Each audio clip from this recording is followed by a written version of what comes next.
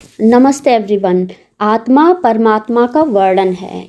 वह किसी कर्म का कर्ता नहीं, अतः उसे कर्म का बंधन भी नहीं होता। वह केवल ज्ञाता है।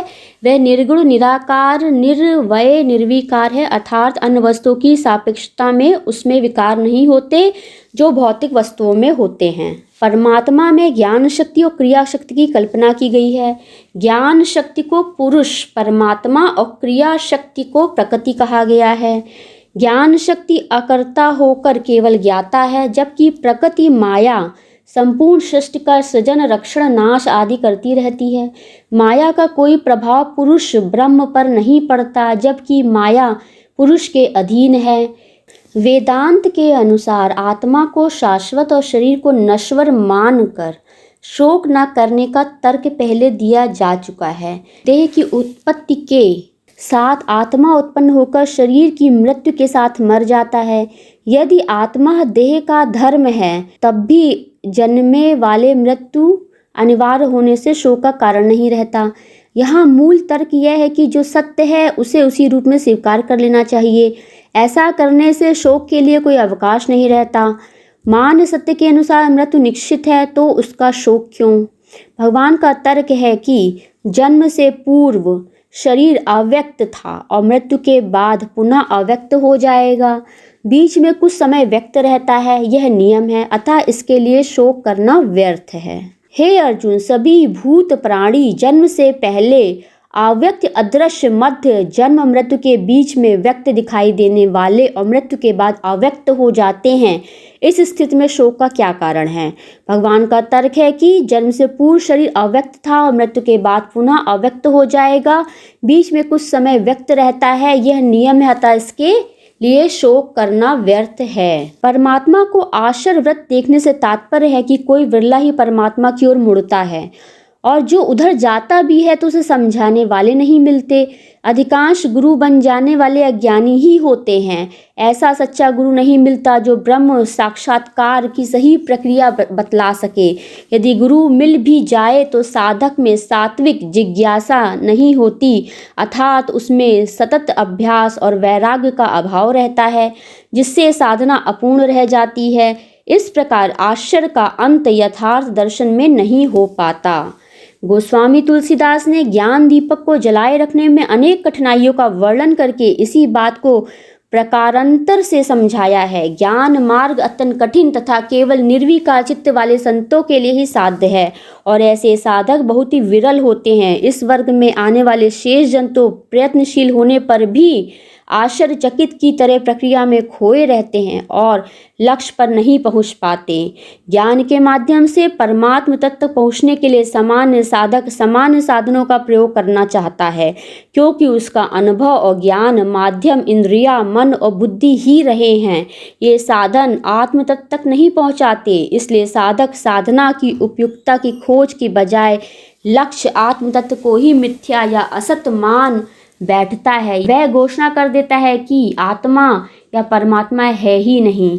जो साधक इंद्रियों को मन में, मन को बुद्धि में और बुद्धि को आत्म तत्व में स्थिर करना सीख लेता है, तो उसका आत्मा ही आत्मा में रमण करने लगता है। उसका अहंकार और जीव भाव समाप्त होकर केवल आत्म तत्व में ही अपने आनंदमय स्वरूप में स्थित हो जाता है। इसलिए भगवान यहाँ बताते हैं कि वह आत्मा सुनकर नहीं जाना जा सकता, मात्र अनुभव किया जा सकता है। यहाँ प्रकारांतर से यह भी समझा जा सकता है कि इस रहस्य को बुद्धि द्वारा समझना जब इतने झंझट का कार्य है, तो क्यों ना भक्ति का सहारा लिया जाए। भक्ति राजमार्ग है जिस पर कोई भी आसानी से चल सकता है, क्योंकि उसमें भगवान का सहारा रहता है। उसमें साधना बुद्धि और विचार द्वारा नहीं, वरन भाव द्वारा की जाती है। व्यक्ति जहाँ है, जैसा है, उसी स्थिति में रहकर ईश्वरोन्मुख हो जाए, सभी कर्म ईश्वरार्पण बुद्धि से भगवान के साक्षित में करने लगे, सब कुछ भगवान के लिए है। इस भाव के आते ही दृष्टि बदल जाती है। सभी कार्यों में पूजा भावना के आ जाने से वे चित्त शोधन के साधन बन जाते हैं। भक्ति की यह भावना हो जाती है कि जो कुछ हो रहा है भगवान की इच्छा अनुसार ही हो रहा है। उस स्थिति में मृत्यु भी शोक का कारण नहीं रह जाती, वह भी भगवत कृपा बन जाती है। इस शरीर में दो तत्व हैं, एक पंचभौतिक संघात और दूसरा इसमें अभिव्यक्ति आत्म तत्व। आत्म तत्व अमर है, इसके लिए शोक नहीं, और शरीर परिवर्तनशील होने से मिटने वाला है, अतः उसके लिए शोक नहीं करना चाहिए। भगवान वेदांत, सांख्य आदि के तर्क पेश करके अर्जुन की सभी शंकाओं को निरस्त करते रहे हैं, लेकिन अर्जुन नए नए प्रश्न उठाकर अपना पूर्ण समाधान चाहता है। ये शंकाएं मात्र अर्जुन की नहीं है, वरन मानव मात्र की है। स्वधर्म का पालन न करने से सबसे बड़ी हानि लोक संग्रह की होती है। एक व्यक्ति कर्तव्य पालन नहीं करता तो उसे देखकर अन्यों को भी वैसा करने की दुष्प्रेरणा मिल सकती है, और इस प्रकार समाज में मूल्य स्थापना का महत उद्देश्य बाधित होता है। व्यक्ति विकास समाज विकास के संदर्भ में प्रस्तुत हो, दोनों में सहकार रहे, वैषम्य नहीं, तभी जीवन की सार्थकता है। इसी सामाजिक मनोवैज्ञानिक को व्यक्तित्व मनोवैज्ञानिक के साथ मिलाकर देखना, जीवन में उतारना गीता की दृष्टि है। कृष्ण अर्जुन को समाजोन्मुख नागरिक बनाने की दिशा में सक्रिय है। वह व्यक्तित्व विकास सामाजिक विकास का पूरक बनकर उभरता है, तभी समाज में समरसता आती है तथा टकराव की स्थितियां निरस्त होती हैं। ज्ञानी भक्त निष्काम कर्मयोग का मूल्यांकन इस दृष्टि से होना चाहिए कि व्यक्ति मात्र व्यक्ति की हैसियत से नहीं जीता, वरन वह परिवार, नगर, समाज, देश और विश्व के संदर्भ में भी जीता है। सभी हैसियतों में उसकी भूमिकाएं परस्पर पूरक बनती चली जाएं। इसीलिए इस अध्याय में स्थित प्रज्ञ की मूर्ति खड़ी की गई है। स्थित प्रज्ञ आदर्श मानव या विश्व मानव है। इतने विराट मानव की परिकल्पना अन्यंत्र की गई हो ज्ञात नहीं। सुपरमैन इससे बहुत नीचे की श्रेणी है। यहाँ भगवान अर्जुन को भी सभी कर्तव्य कर्म फलासक्ति त्याग कर निष्काम भाव से करने की शिक्षा दे रहे हैं। ऐसा करने से कर्म बंधन रूपी पाप से मुक्त रहा जा सकता है। भगवान जानते हैं कि लोग सांख्य की विचारधारा को मान्य करके वैराग्य धारण करने की हिमायत करते हैं। उसी तर्क के आधार पर अर्जुन भी स्वधर्म युद्ध छोड़कर सन्यासी बनने की बात कह रहा है। वह स्वधर्म के पालनार्थ युद्ध करके या संन्यास ले, इस प्रश्न का उत्तर सांख्य के पास नहीं है, इसका उत्तर है कर्म योग के पास।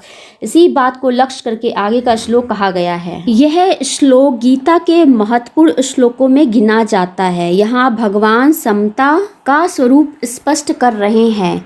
समत्व ही योग का आधार है। सुख दुख हानि लाभ जय पराजय को समान मानने का अर्थ है विषमता के मध्य स्थित समता की ग्रहीति। जीवन और जगत की परिस्थितियां कभी भी एक रूप नहीं रहती, वे निरंतर परिवर्तन के क्रम में सक्रिय रहकर हमें समुद्र की लहरों की तरह उठाती गिराती रहती हैं। यदि व्यक्ति लहरों की उठापटक से प्रभावित होकर सुख दुख के पाले में झूलता रहा तो वह अपने कर्तव्य कर्म का समुचित रीति से पालन नहीं कर पाएगा।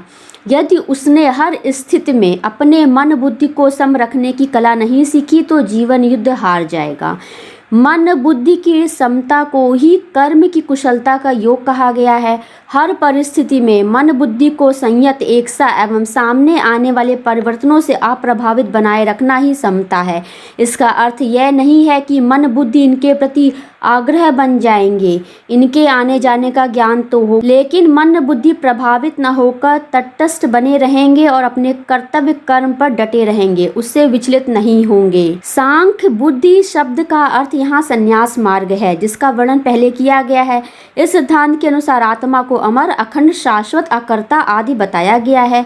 शरीर नाशवान, अनित्य तथा क्षुद्र है, लेकिन कर्म का साधन है। शरीर द्वारा स्वधर्म कर्तव्य कर्म का पालन करना चाहिए। स्वधर्म का पालन न करना लोक संग्रह के विपरीत है, अतः उसे टालना नहीं है। योग बुद्धि का तात्पर्य फलासक्ति त्याग पूर्वक कर्तव्य कर्म करना है। अब आगे इसी योग का वर्णन किया गया है। इस सिद्धांत का अभिप्राय है जीवन में निष्कामता, निर्विकारता तथा फलासक्ति का त्याग करना है। इसके अभ्यास से कोई हानि नहीं हो सकती, लाभ ही लाभ है। कामना त्याग से शांति की प्राप्ति और फलासक्ति त्याग से सुख दुख से मुक्ति मिल जाती है। भगवान आश्वासन देते हैं कि कर्म योग का थोड़ा सा भी अभ्यास करोगे तो उससे कर्म बंधन ढीला पड़ेगा और मन निर्विकार होने लगेगा। फल से ध्यान हटकर कर्म पर जाएगा, इससे कर्म कुशलता तथा आनंद की वृत्ति बढ़ेगी। इस प्रकार कर्म योग एक श्रेष्ठ मार्ग है। वेद के दो भाग है, कर्मकांड तथा ज्ञान कांड। कर्म कांड का लक्ष्य सुख, वैभव और स्वर्ग की प्राप्ति माना गया है, जबकि ज्ञान का लक्ष्य आत्म साक्षात्कार या ब्रह्म प्राप्ति है। धन्यवाद। Thank you very much.